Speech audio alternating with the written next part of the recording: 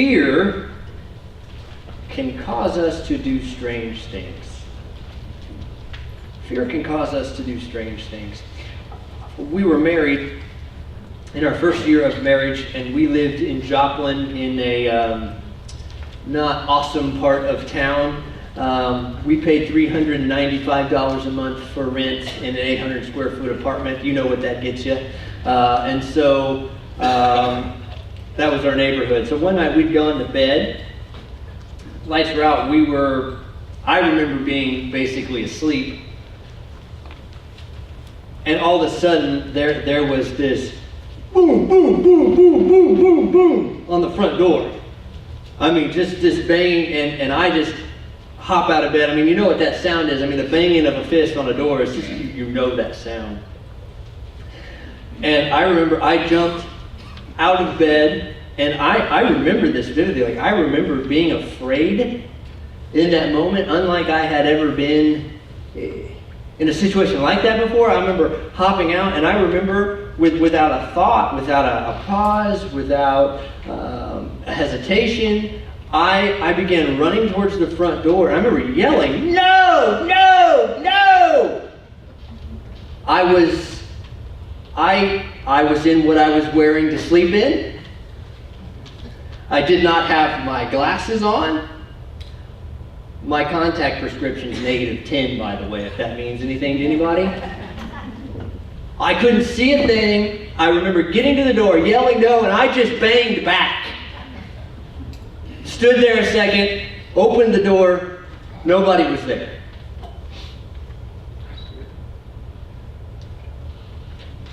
Fear causes us to do strange things. I had gotten out of bed, nothing more than shorts, without any way to see my opponent, screamed no, banged on the door, and then I just opened it. Fear causes us to do strange things.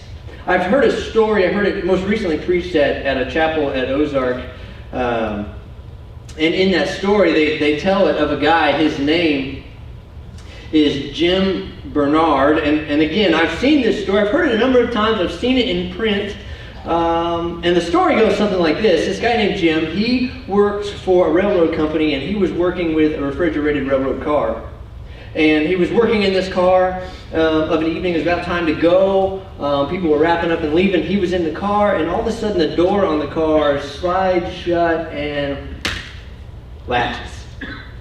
And so Jim, obviously inside this refrigerated railroad car, begins to panic. He begins to use all his strength to try to break open this door. He begins to look around the car frantically for a way to get out, because he is in a refrigerated railroad car. He knows that the cold is going to take him. He knows that if he doesn't find a way out, that he is not going to make it. He's screaming at the top of his lungs, but everybody's left to go home. And so he finds himself in this railroad car, and he finds himself beginning to feel the cold. He reaches into his pocket, he pulls a pin out, and he begins to sit in the corner of this reefer car, and he begins to write on the wall. This is what he wrote. "I am becoming very cold. I do not have long to live. I can tell that death is close. I can feel it very near. These may well be my last words." They were.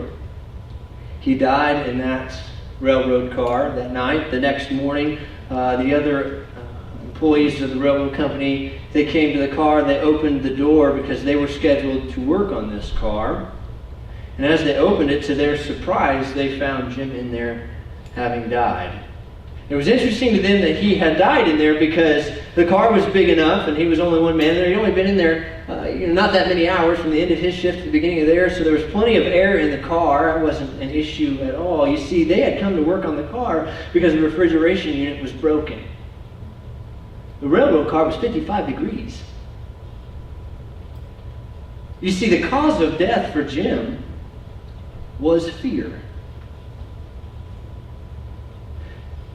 It's interesting what fear will do, isn't it? And is it really that hard to imagine those responses? I mean, my silly response out of fear and just running towards the door with no real plan, I mean, that's dumb.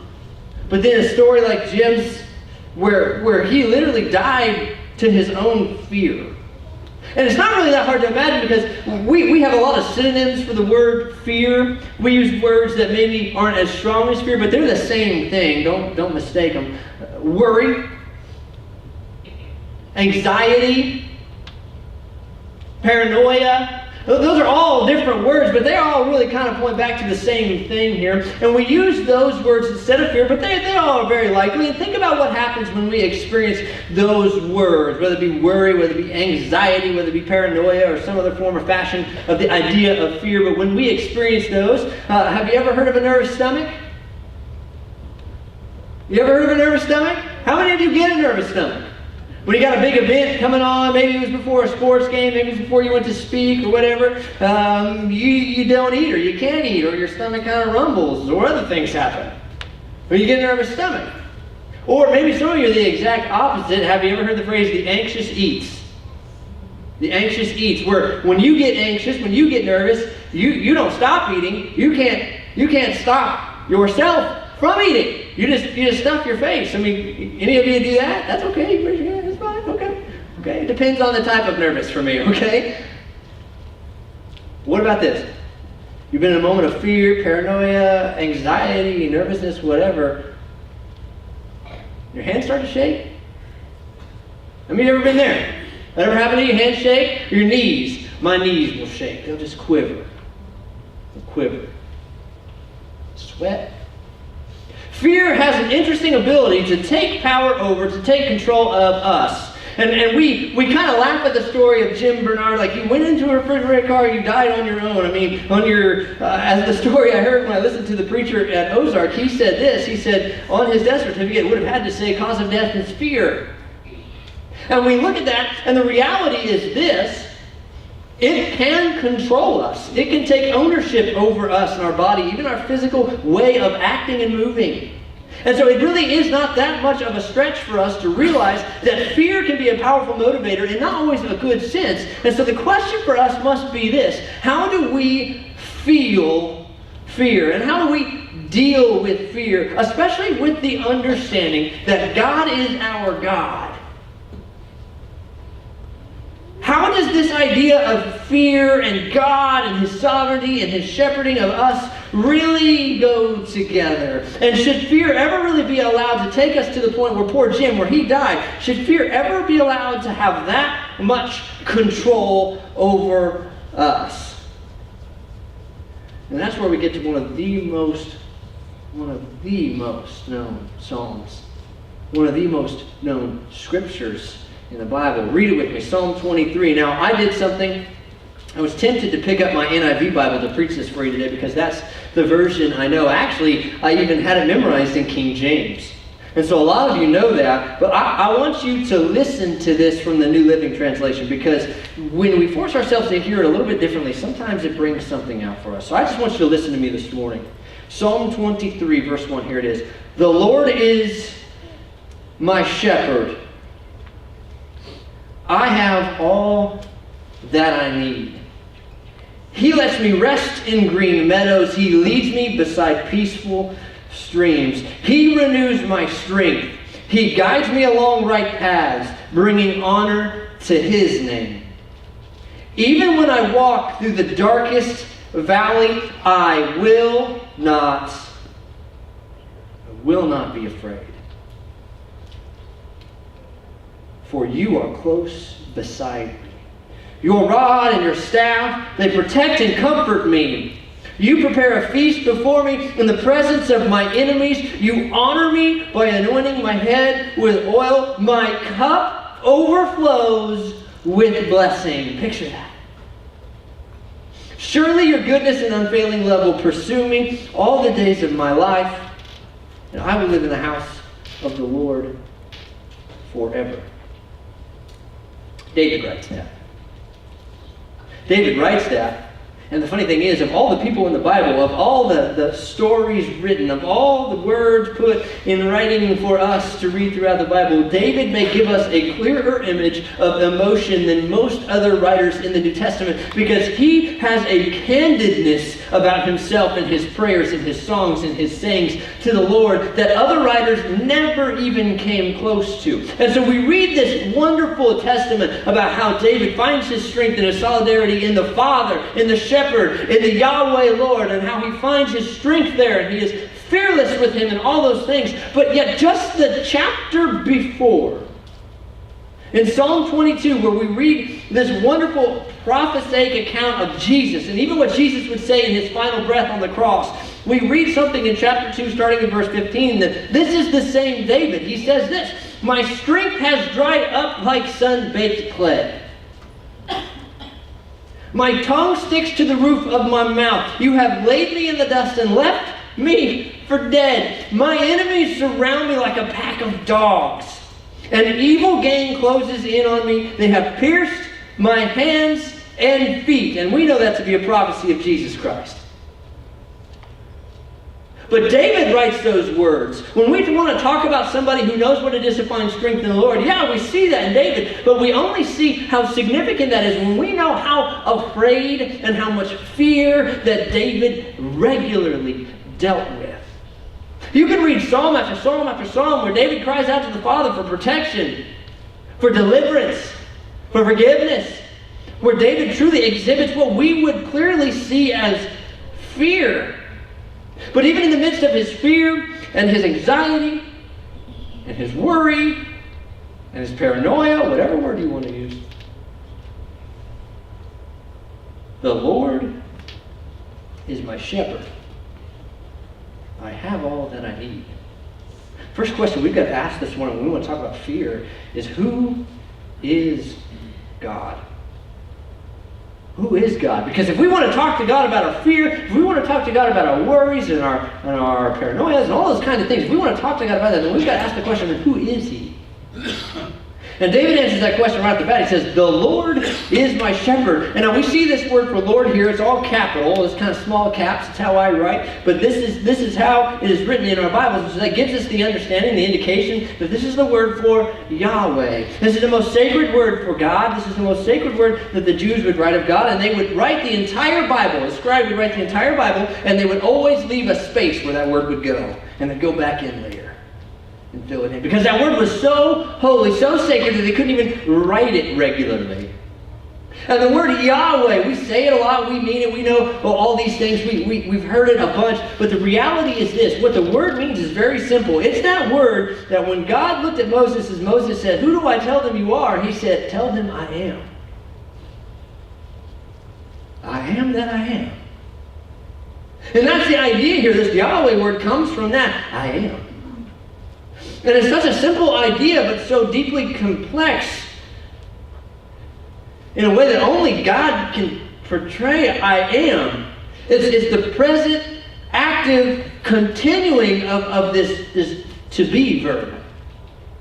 I am, which means I am right now and will be, but I am. There's no past in it. There's no past tense. What it means is I never started. I always have just been I am.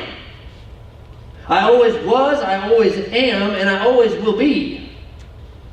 I am. There's no beginning, there's no end. I just am. And when we begin to try to process that reality about our God, we get the sense of how great God is, of how much bigger He is than we could ever fathom.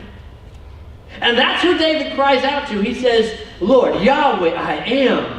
The one who's always been, always is, and always will be. The one who never stopped, who never started, who never ended. The one who is. I cry out to you." And then he says something profound. He calls them shepherd.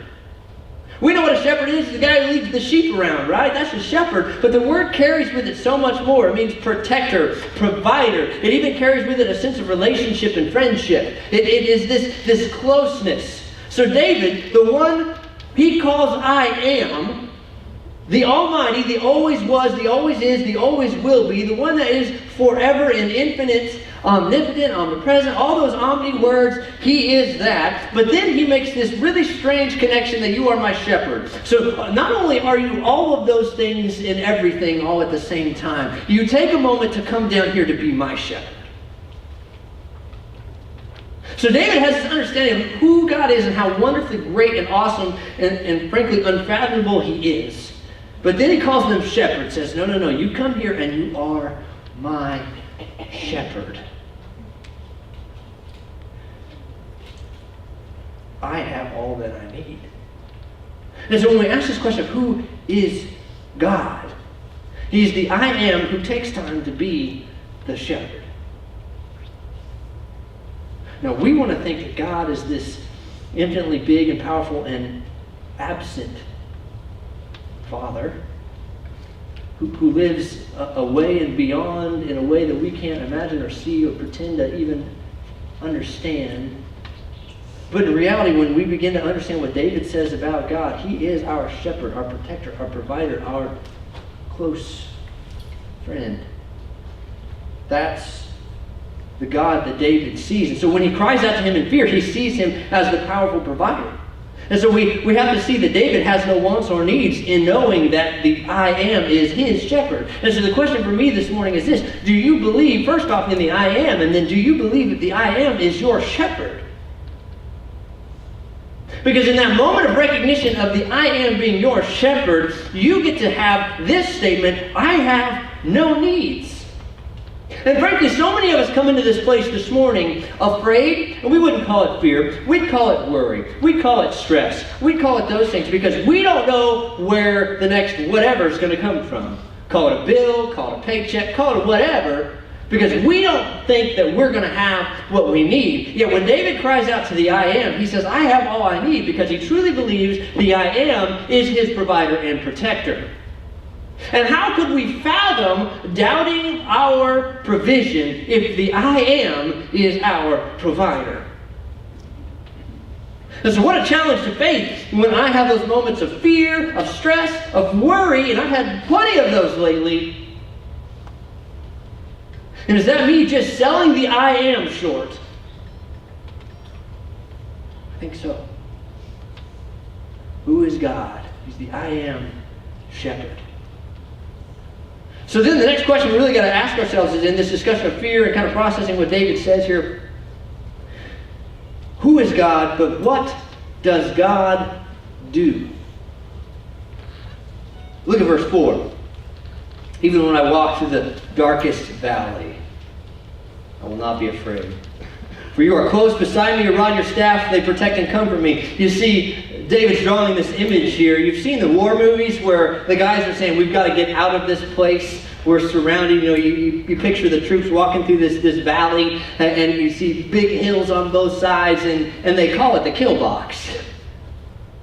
Because they're surrounded from high points all around, and they are in a point of weakness. And David is drawing this. We are in this dark valley. The sun doesn't shine as bright here. We literally are in a spot where we are utterly vulnerable. We can't crawl out. And imagine if David is used to leading sheep, which he knows what that's like, leading sheep through this dark valley where there could be critters that want your sheep all around you. You have nowhere to go. David draws this very literal physical picture. But it's very emotional. It's very spiritual. It's very powerful. That this isn't just a location, a place. Like we have dark valleys in our life. We have dark places in our heart where we truly feel like we are surrounded on all sides, that there's no way that we could come out of this valley, that we will be attacked at any moment, that there are so many things that want to get us, that everything's against us, and that we just don't know what to do. David says, even when I'm in that place, I fear nothing. Because the I am is close. But look at this. Look what he does. This is your rod and your staff will protect and comfort me.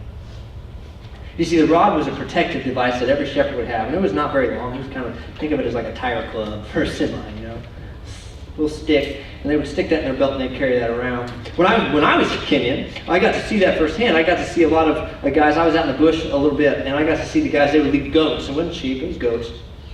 And they would lead them around. And they all had a rod and they all had a staff. They all had a big staff and they'd walk around, walk and that kind of thing. But they all had that little rod in their belt. And it was unique in Kenya, unlike some things I'd seen in other places. It was this stick, right? And, it was 18 inches long or so. But this rod then at the end of it, and I don't know what it was. I don't know if it was a piece of wood they carved or found or a special kind of root that always has a shape. I have no idea. Maybe it was a bone. Could have been a bone. I have no idea. But it had this big ball on the end of it. So it was this stick, and it had this big ball on the end of it. And I don't know what it came from. I don't know if it was made that way or if it was found that way, but they all had them, and they would pull this thing out, and at the end of this stick was this ball of wood, bone, I have no idea. And that was designed to be fast and deadly. That was a skull crusher, man. They'd pull that thing out, and if you hit anything with that, boom! That was the image here. And a shepherd would always have some kind of rod, something. Maybe it was just like that. Maybe it was a little different. Maybe it was just a stick. I have no idea. But they would use that to defend, to fight, to protect. And the image of the I Am, the shepherd, having a rod. I mean, to think that the I Am, the God of the universe, would have a rod. Again, this is just an image that David is drawing, but that he is willing to protect us with a rod. I mean, like, that's the image that he draws as the shepherd. He's not making light of this. He's not making little of this. That he desires to protect us. But then you look at the staff. We picture the big thing that Moses would carry around. The movie with Ten Commandments, the big staff, and all the shepherds, they would carry that around. But think of what the purpose of the staff is. Sure, they could use the staff as protection. They could fight off critters and all that kind of stuff. Sure, absolutely. But the staff had a unique role, and it was designed for protection of the sheep, which are dumb, and they were like lemmings. They'll just follow each other off a cliff. But the staff played a unique role where not only could it protect the sheep against other things, it was used to protect the sheep against himself. It was used for correction. Imagine if you're walking along, your sheep's walking towards something that's going to hurt it, but the sheep are too silly and well, frankly ignorant of their surroundings to realize that it's going to hurt them. And so you take that staff and go, no, boy, over here. You put that kind of right on their shoulder, you just kind of turn their head, and they, okay, go on. But imagine now a little more seriously where the sheep is walking. Maybe you've been looking over here and you look over here to your right now and you see this sheep and he's literally about to fall into a hole. For sure his demise. You run over there, you take your staff and you catch him and no!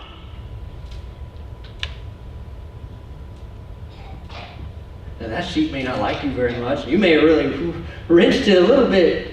He's not in that hole. And how many times in our life are we the sheep? We are not accidentally called sheep over and over and over and over and over and over again in the Bible. And the very reason that David sought his comfort in the Lord was that he had a rod he was ready to protect, but he also had a staff. And I can't help but think that David needed redirecting. Psalm 51, anybody? He needed redirecting. And God would come beside David and he put that staff on him and sometimes he'd, David, come on. And I wonder if sometimes he'd come behind David and he'd say, no, David, over here.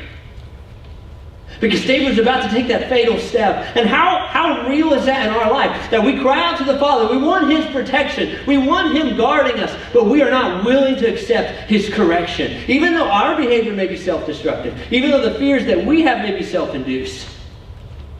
We're unwilling to accept the fact that when God wants to protect, that means he might have to redirect. And while he may want to do it as comfortably as possible, we may have put ourselves in a position where he's going to have to do it radically. And so even in the sense where God wants to come and protect and guide, guard, all those kinds of things, we have to allow him to do that.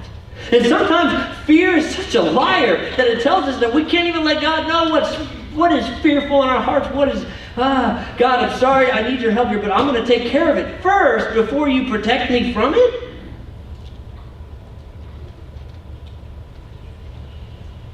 Fear's a liar.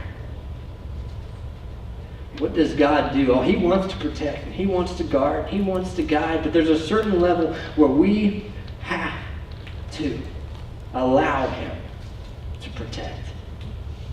He is with us. He is close. How could we fear when the I Am is with us? So then the last question we kind of have to answer this morning is this. what happens when? So we know who God is. We know what God can do.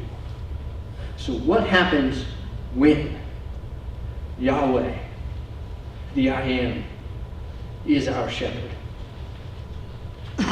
You prepare a feast for me in the presence of my enemies. Imagine that scene where you're sitting around the table with the people you call enemies. And if we flip the page back, remember what David said about his enemies. They surrounded him like a pack of dogs. They wanted to devour and destroy him. And over again, David cries out to the Father about that very same image. And here we go. He says now that he sits around a table with his enemies, that God has provided that opportunity for him. And that sense where I can't imagine how awkward that would be if you're sitting around a table with people who want to kill you, and all of a sudden now it's okay because God is the shepherd and he is in charge of this situation. What a moment of peace.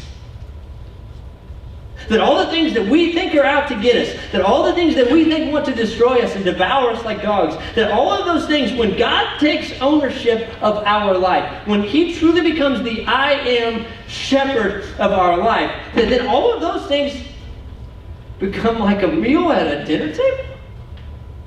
Like that's how God takes charge. You honor me by anointing my head with oil. My cup overflows with blessings. I mean, think about this image where he's pouring this cup. He's pouring a drink into a cup. He's pouring. And you go, God, man, I'm just so blessed. And he goes, yeah, I know. And you're like, wow, this cup is my life. I'm full of blessing. And God goes, yeah, I know. Hey, God, the cup's full. Yeah, I know. I'm not done. I'm not done blessing you. I'm not done being the I Am shepherd. I'm not done protecting and guarding. No, I know. But God, I'm blessed. I know. That's the image that David draws here. He's sitting at the table with all these people that want to destroy and kill him and devour him and all these things. But yet, even in the midst of all that, God is blessing him because David has allowed God to be his shepherd. And instead of God being like, David, you shouldn't do that, and David, you shouldn't do that, and shame on you, and shame on you, and all those moments, God is saying, no, let me pour your cup of life full of blessings, and some more, and some more. That's what God desires for us. Even in those moments where we fear, we are anxious, we are paranoid, whatever synonym you choose to use to make you comfortable, God says, no, let me. Let me.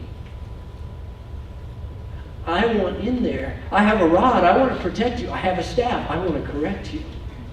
I want to be your shepherd. I want to be your protector. I want to be your blesser. I want that. Let me do it.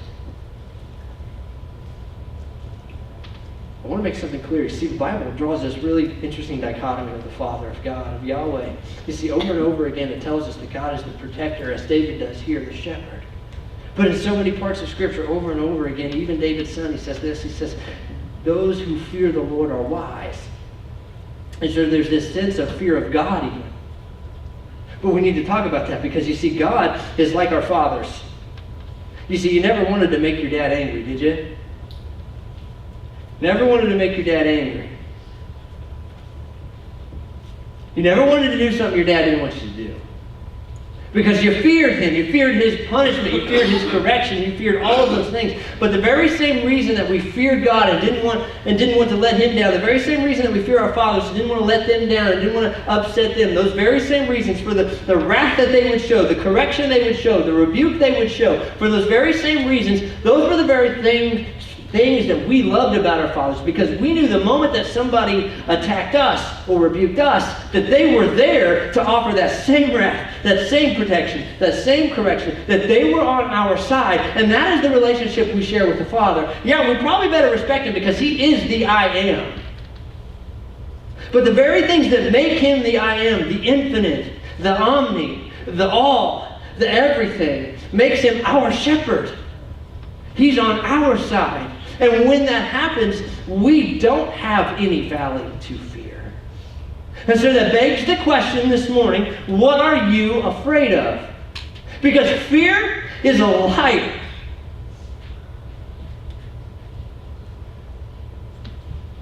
It wants you to be owned by it. It wants to run your life. convince you of lie after lie. You see, so many of us are sitting here this morning all stressed out, all worried, all paranoid about any number of things that are maybe illogical, but real. We acknowledge that.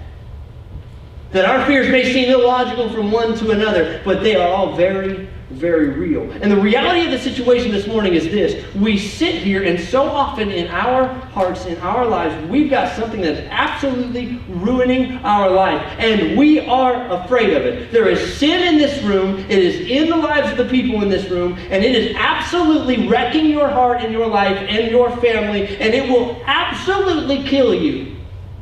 But we are unwilling. Because fear will tell us, hey, no, Joshua, you've got to fix this before you go to God.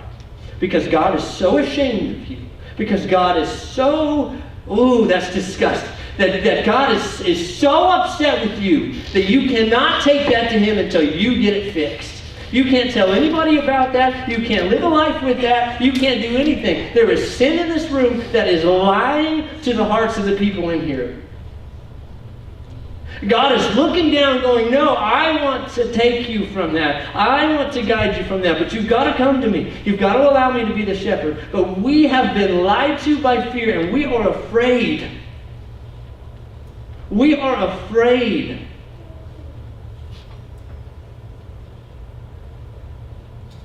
Of the very I am. Of the very people who want to take us from fear. Fear is a liar.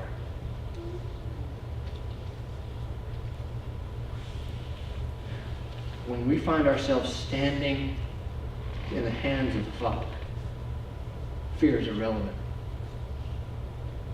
And I'm asking you this morning to stand in the hands of the Father. And find His strength. And put the lies of fear away. Pray.